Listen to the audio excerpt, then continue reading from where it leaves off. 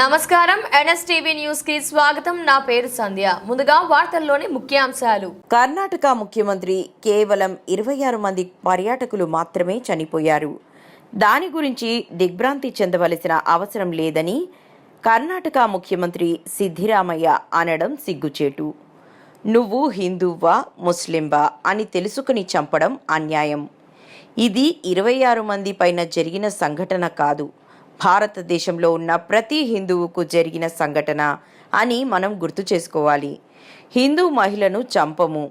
మీరు నరేంద్ర మోదీకి చెప్పండి, పాకిస్తాన్ వాళ్ళము మేము, చంపమని చెప్పండి అని చెప్పడం అన్యాయం. పాకిస్తాన్ భారతదేశానికి తగిన మూల్యం చెల్లించుకోక తప్పదు.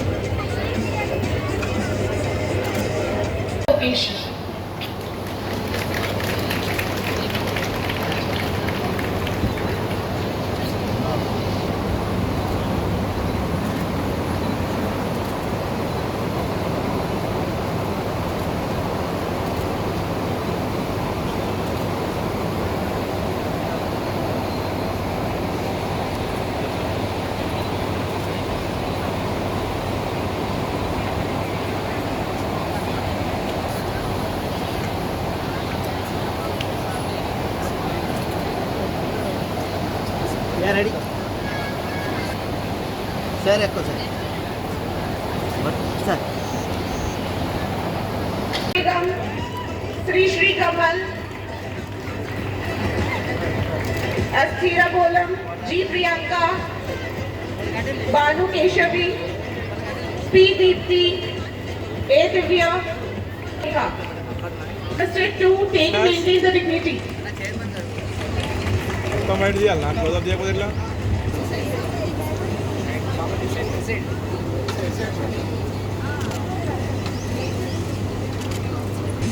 यस क्या रुकिए प्लीज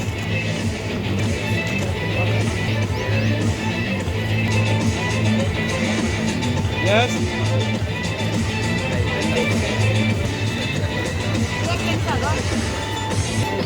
यस या रेडी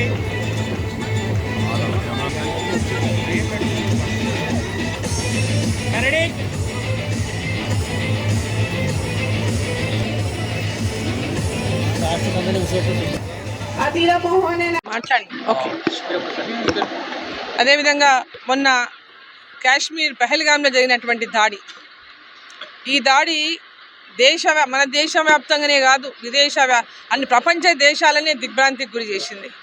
మన దేశంలో ఉన్న ప్రతి ఒక్కరిని దిగ్భ్రాంతికి గురి చేయడమే కాదు, ప్రపంచవ్యాప్తంగా అందరినీ కూడా దిగ్భ్రాంతికి గురి చేసింది. ఇది ఒక అమానుషమైనటువంటి దాడి, హేయమైనటువంటి దాడి. ఉగ్రవాదులు పూర్తిగా పిరికి పందలుగా మారి పాకిస్తానీలు ఈ ఉగ్రవాది దాడి వెనుక ఉన్నటువంటి పాకిస్తానీలు పిరికి పందలుగా పర్యాటకుల పైన, అంటే చేతిలో ఎలాంటి ఆయుధాలు లేనటువంటి నిరాయుధులైనటువంటి వారి పైన, పర్యాటకులు అక్కడ కాశ్మీర్లో ఎండాకాలము వేసవి సెలవుల్లో భార్య పిల్లలతో వాళ్ళు ఆ వేసవి సెలవులకు అక్కడ ఆ ప్రాంతంలో వెళ్ళి చూడాలని, కాశ్మీర్లో ఉన్నటువంటి అందాలను చూడాలని, ఆ ప్రాంతంలో ఎన్నో ఏళ్లుగా అక్కడ పెద్ద ఎత్తున టూరిజం లేకపోవడము, 370 ఆర్టికల్ రద్దు తర్వాత, ఆ ప్రాంతంలో నరేంద్ర మోదీ గారు 370 ఆర్టికల్ని రద్దు చేసిన తర్వాత, ఎన్నికలకు ముందు ఇచ్చినటువంటి మాట ఏదైతే ఉందో 370 ఆర్టికల్ని రద్దు చేస్తామని చెప్పిన మాట నిలబెట్టుకొని 370 ఆర్టికల్ని రద్దు చేసి శాంతియుతంగా ఈరోజు కాశ్మీర్లో అభివృద్ధి జరుగుతూ ఉంది. ఎన్నికలు జరిగినాయి శాంతియుతంగా.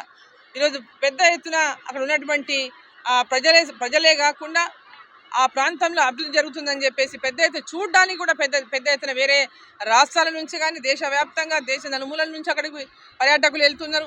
విదేశాల నుంచి పర్యాటకులు వస్తున్నారు. స్విట్జర్లాండ్కు తీసిపోని విధంగా ఉన్నటువంటి కాశ్మీరు ప్రాంతాన్ని చూడడానికి మరి ఎంతోమంది పర్యాటకులు మరి రోజు వస్తుపోతున్నటువంటి సందర్భంలో అక్కడ పర్యాటకుల పైన ఆ దాడి అంటే చాలా హేయమైనటువంటి దాడిగా వర్ణించవచ్చు. ఈరోజు ఒక పిరికి పంద చర్యగా దాన్ని మనం అందరం కూడా భావించవచ్చు. పాకిస్తాన్ ఏదైతే ఆ ప్రాంతంలో జరుగుతున్నటువంటి అభివృద్ధిని చూసి ఓర్వలేక భారతదేశం ప్రపంచవ్యాప్తంగా పొందుతున్నటువంటి నరేంద్ర మోదీ గారి ప్రధానమంత్రిగా ఈ దేశానికి అనేక రకాలుగా కీర్తిని ఈ ప్రపంచవ్యాప్తంగా భారతదేశం యొక్క కీర్తిని వ్యాపింపజేసి వారికి దొరుకుతున్నటువంటి పెద్ద ఎత్తున ఆదరణ కానివ్వండి, అభిమానం కానివ్వండి, గౌరవం కానీ చూసి ఓర్చుకోలేక ఈరోజు భారతదేశాన్ని ఈరోజు అశాంతి పాలు చేయాలని, పెద్ద ఎత్తున మత కల్లోలాలు రెచ్చగొట్టాలని, మత విద్వేషాలు రెచ్చగొట్టాలని, హిందువా అని అడిగి వాళ్ళని ఐడి అడిగి వాళ్ళని కలమా చదవమని అడిగి వాళ్ళని హిందువులమని చెప్పగానే వాళ్ళని తూటా పెట్టి షూట్ చేసి అసలు చాలా దారుణమైనటువంటి ఘటనగా ఈ మందరం కూడా దేశంలో ఉన్న ప్రతి ఒక్కరూ ఈ యొక్క సంఘటన తర్వాత పెద్ద ఎత్తున ఉడికిపోతున్నటువంటి విషయం ఉంది. ఏదో దాడి 26 మంది మీద కాదు, ఇది భారతదేశం పైన దాడి, భారతదేశంలో ఉన్నటువంటి పౌరులపైన దాడి, మన అందరిపైన దాడిగా మనం భావించాల్సినటువంటి అవసరం ఉంది. ఈ దాడిని మరి నరేంద్ర మోదీ గారు పెద్ద ఎత్తున ఈ దాడికి తగినటువంటి మూల్యాన్ని పాకిస్తాన్ చెల్లించక తప్పదనేటటువంటి సందేశాన్ని ఇప్పటికే ఇచ్చారు.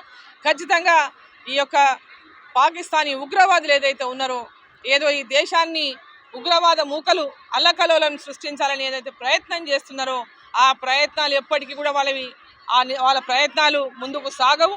ఖచ్చితంగా తగిన మూల్యాన్ని పాకిస్తాన్ చెల్లించుకోక తప్పదని చెప్పి నరేంద్ర మోదీ గారు ఉన్నంత వరకు భారతదేశంలో ఉన్నటువంటి ప్రజలకు ఎలాంటి భయం పడాల్సినటువంటి అవసరం లేదు. ధైర్యంగా భారతదేశంలో ఉన్నటువంటి ప్రతి ఒక్కరు పార్టీలకు అతీతంగా, కుల మతాలకు అతీతంగా సంఘటితమై పాకిస్తాన్ యొక్క దాడి మీద పూర్తిగా వారికి గుణపాఠం చెప్పే విధంగా, ఉగ్రవాద మూకలను అంతమొందించే విధంగా, ఉగ్రవాదాన్ని అంతమొందించే విధంగా ఈరోజు మన దేశ ప్రధాని నరేంద్ర మోదీ గారికి అండగా నిలబడాలని చెప్పి నేను కోరుతా ఉన్నాను. ఓకేనా? Aware college of nursing and MLTలో ఈరోజు కాన్వకేషన్ సందర్భంగా ఇక్కడ డిగ్రీ పూర్తి చేసుకున్నటువంటి విద్యార్థులకు అందరికీ కూడా సర్టిఫికేట్స్ ఇచ్చేటటువంటి కార్యక్రమంలో పాల్గొనడానికి రావడం జరిగింది. అవేర్ స్వచ్ఛంద సంస్థ ఆధ్వర్యంలో జరిగినటువంటి కార్యక్రమంలో పాల్గొంటున్న సందర్భంగా మరి ఇక్కడ స్టూడెంట్స్కి అందరికీ కూడా ఇవాళ వాళ్ళ గ్రాడ్యుయేషన్ కంప్లీట్ చేసుకొని ఆనందంగా వాళ్ళు సర్టిఫికేట్స్ పొందుతూ తీసుకొని వెళ్తున్నటువంటి సందర్భంగా నన్ను ఇన్వైట్ చేయడానికి వాళ్ళకి సర్టిఫికేట్స్ ఇవ్వడానికి.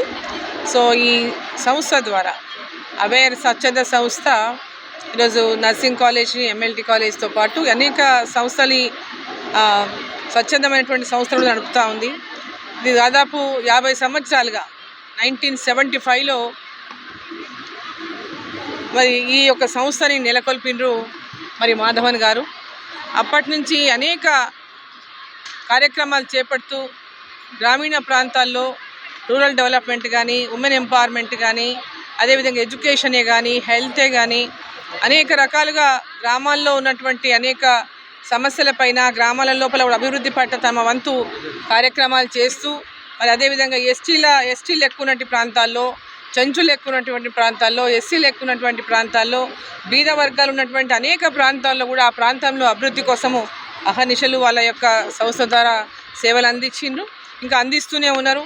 అదే కాకుండా ఎక్కడెక్కడైతే అంటే సడన్గా ప్రకృతి వైపరీత్యాలు జరిగినప్పుడు కూడా వారు ఇమ్మీడియట్గా ఈ స్వచ్ఛంద సంస్థ వాళ్ళు అక్కడికి వెళ్ళి వారికి పూర్తిగా ఆ కార్యక్రమాల్లో వాళ్ళు పాల్పంచుకుంటూ, ఆ సేవా కార్యక్రమాల్లో పాల్పంచుకుంటూ వారికి అండగా నిలబడతా ఉంది అవేర్ స్వచ్ఛంద సంస్థ. ఈరోజు యొక్క సంస్థ ద్వారా మరి అనేక మంచి కార్యక్రమాలు, హాస్పిటల్స్ నెలకొల్పినారు. అదేవిధంగా ఇంకొక కొత్త పెద్ద ఎత్తున కల్వకుర్తిలో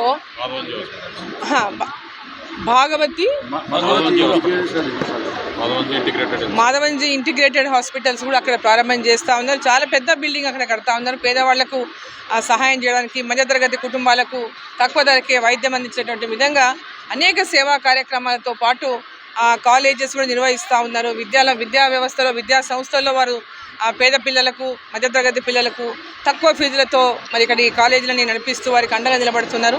మరి ఈరోజు ఈ సంస్థ చేస్తున్నటువంటి అనేక సేవా కార్యక్రమాలు ఇంకా పెద్ద ఎత్తున వారు చేయాలని, ఇంకా కొత్త కార్యక్రమాలతో వాళ్ళు ముందుకు రావాలని, అనేక మంది పేద విద్యార్థులకు, పేదవాళ్లకు వైద్యాన్ని అందించడం కానీ, విద్యార్థులకు విద్యను అందించడంలో కానీ, అనేక మౌలిక సదుపాయాలు కల్పించడంలో కానీ మరి ఆ సంస్థ పూర్తి స్థాయిలో మరి ఈరోజు సేవలు అందిస్తున్న సంస్థకు మరి ఆ యొక్క అంటే ఈ యొక్క సంస్థకు అనేక అంటే డొనేషన్స్ ద్వారా ఈ సంస్థకు ఎంతోమంది సహాయం చేస్తున్నటువంటి వాళ్ళ ద్వారా ఆ సహాయానికి ఇంత పెద్ద ఎత్తున వాళ్ళు ఆ సహాయాన్ని పేదలకు అందించినటువంటి విధంగా కార్యక్రమాలు రూపొందించుకొని చేస్తూ ఉన్నారు.